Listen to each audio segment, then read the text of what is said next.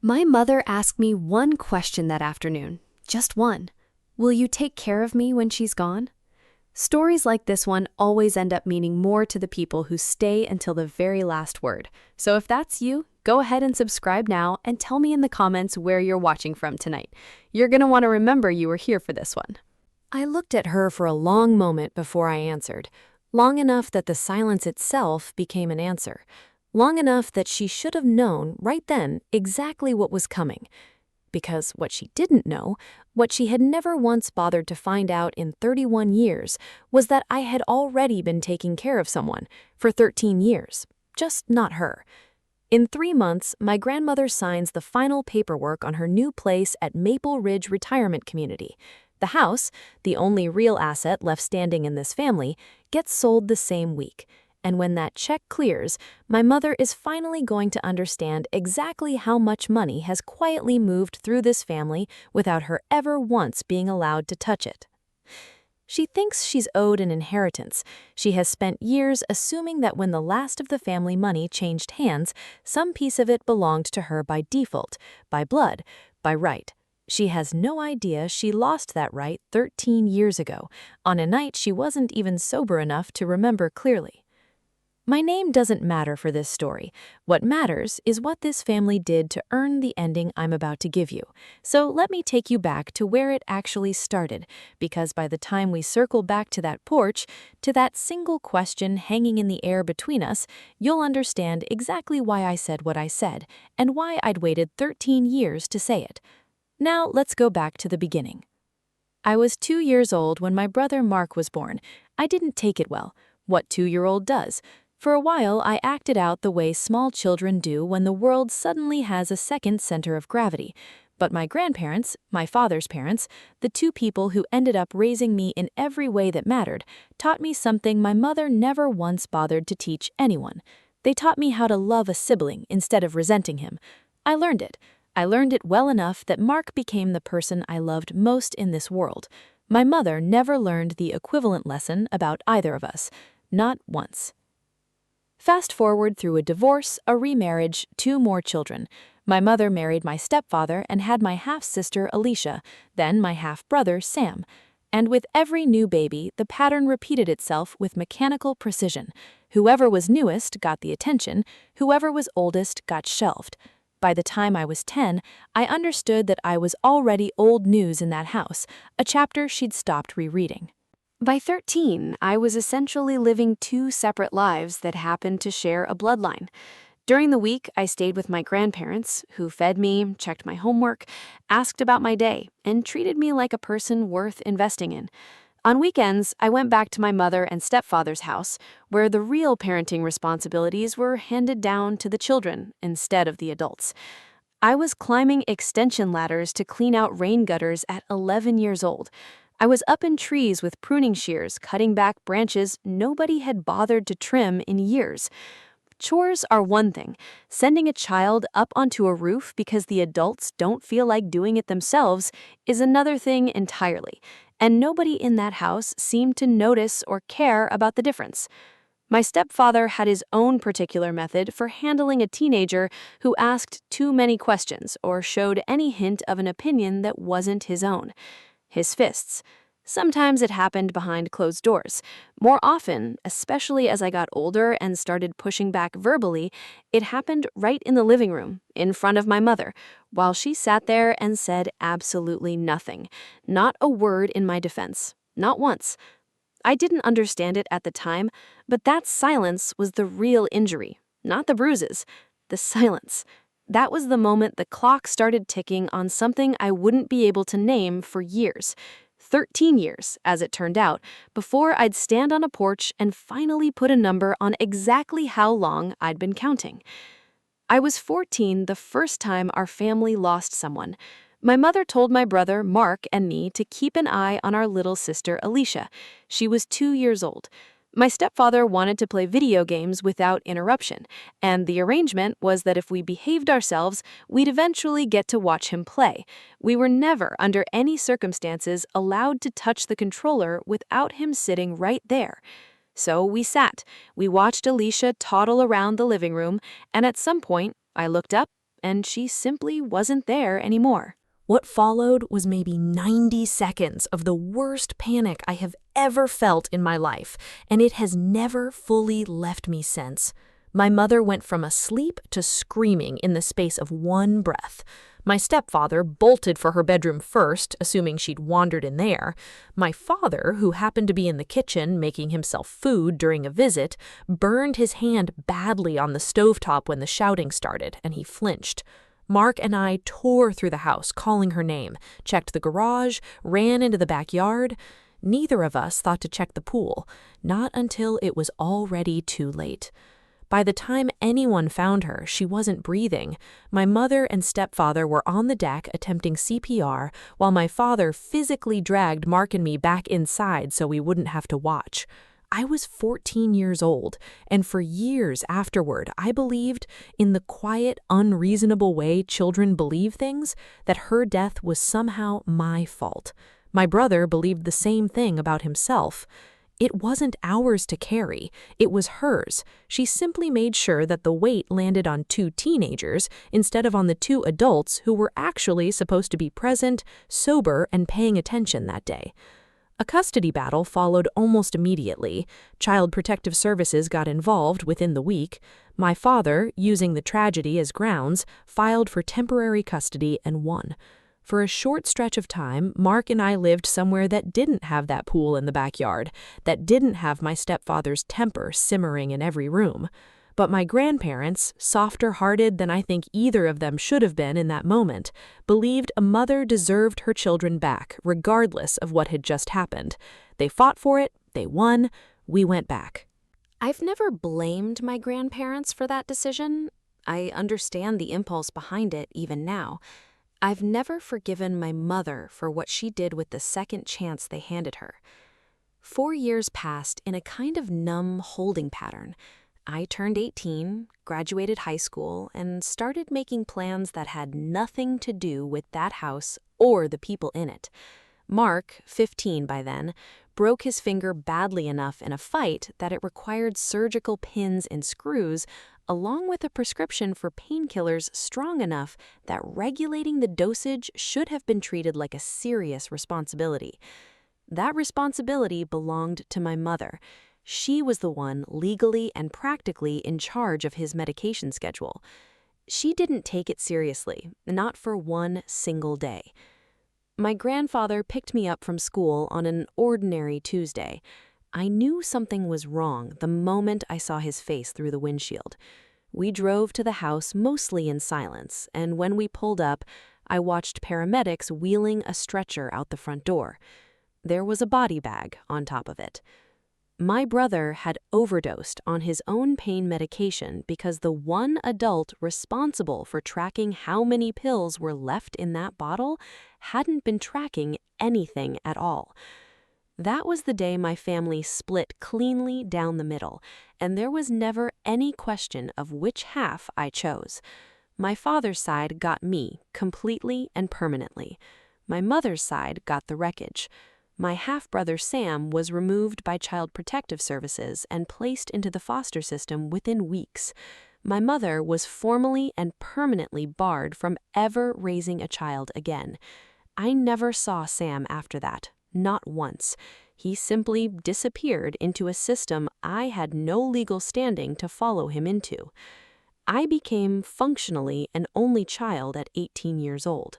Every sibling I had ever loved had either died or been taken away, and every single time the thread led back to the same woman making the same kind of careless, self-centered decision. Standing in that driveway watching the ambulance pull away with my brother's body inside it, I made a decision I didn't say out loud to a single person for years. I decided I was going to make sure she felt every single year of what she had taken from the rest of us. Revenge, I learned eventually, rarely looks like the dramatic confrontation you picture when you're young and freshly furious. Mostly it looks like patience. Mine took the shape of more than a decade of quiet, deliberate erosion. My grandfather was, by every meaningful measure, the closest thing I had to an actual parent.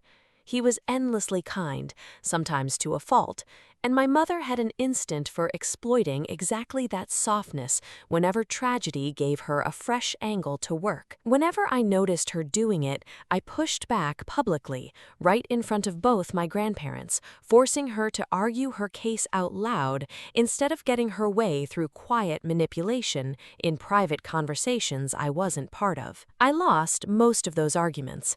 That was never really the point. The point was making her work for every inch of ground, making sure it never came easy again. Then her body did some of the work for me. She slipped at her job, herniated several discs in her back badly enough that it required real medical intervention and a long, painful recovery. She came home from the hospital needing rest, needing her pain medication managed carefully, needing peace. I made sure she got neither. I moved her prescription bottles around the house without telling her where. Some days I hid them entirely. A few times I threw pills away outright. I wanted her in pain.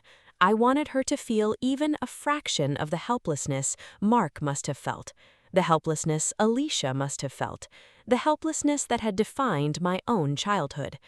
Watching her struggle to function without her medication gave me something I can only describe as satisfaction, the first time in my life I'd felt anything close to justice. A few months into her recovery, she wrecked her car while driving on a dangerous amount of those same pain medications. The police found her blood work well over the legal limit. She was charged with a DUI and sentenced to 6 months in jail. I didn't shed a single tear over that news. I smiled reading the court summary out loud to my grandmother. While she served her sentence, I moved into her old bedroom without asking anyone's permission and made it mine permanently. My old room became a place for my things instead.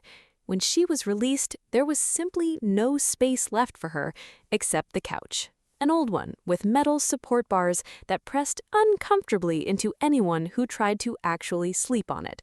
She slept there for years.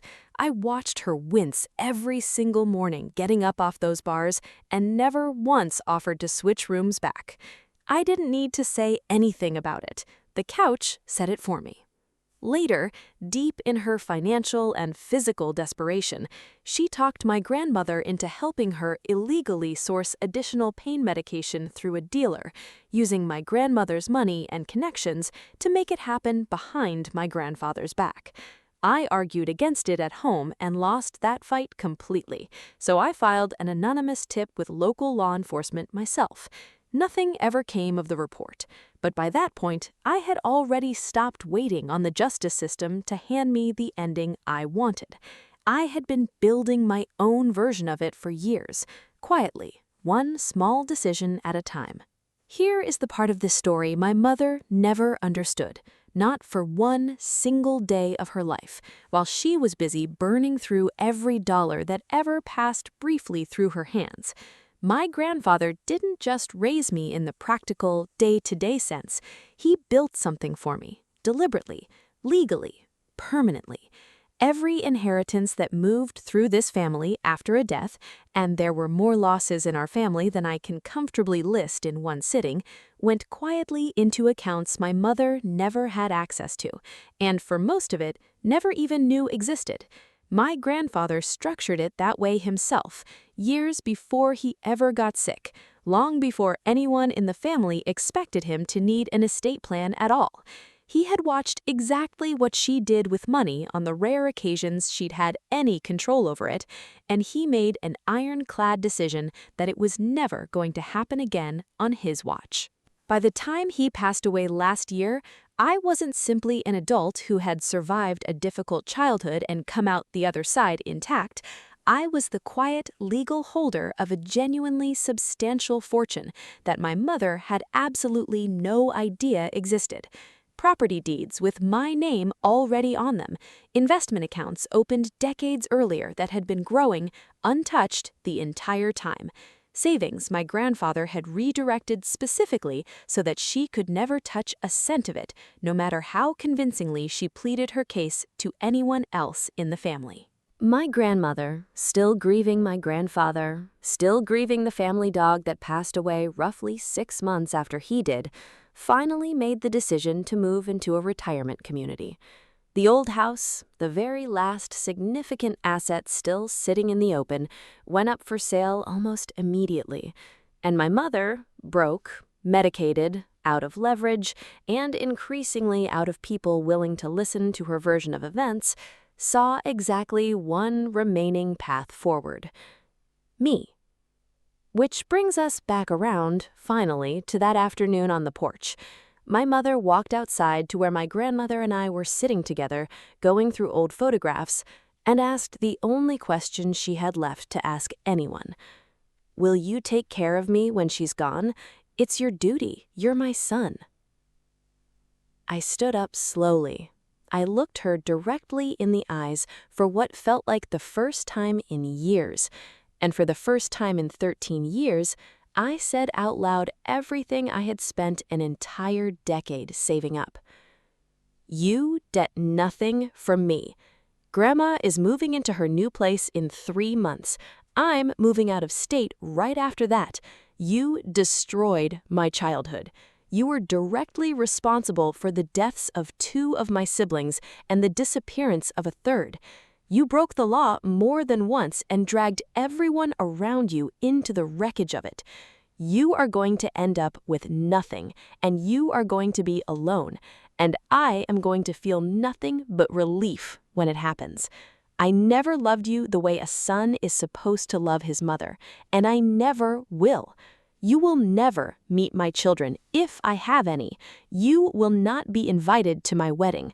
As of today, you are not my mother anymore. You stopped being that a long time ago. You just weren't paying enough attention to notice. My grandmother's hand went to her mouth. My mother stood frozen on her own front porch, and then she broke down crying right there in front of both of us. 13 years of silence spent all at once in under a minute. My grandmother moves into her new place at Maple Ridge in exactly 3 months. I'm helping her pack every single box myself, personally, because I am not leaving a single opening for my mother to talk her way back into any part of this. Every account has already been finalized. Every document has already been signed. There is nothing left to negotiate, and I intend to keep it that way. After the move, I'm starting over completely.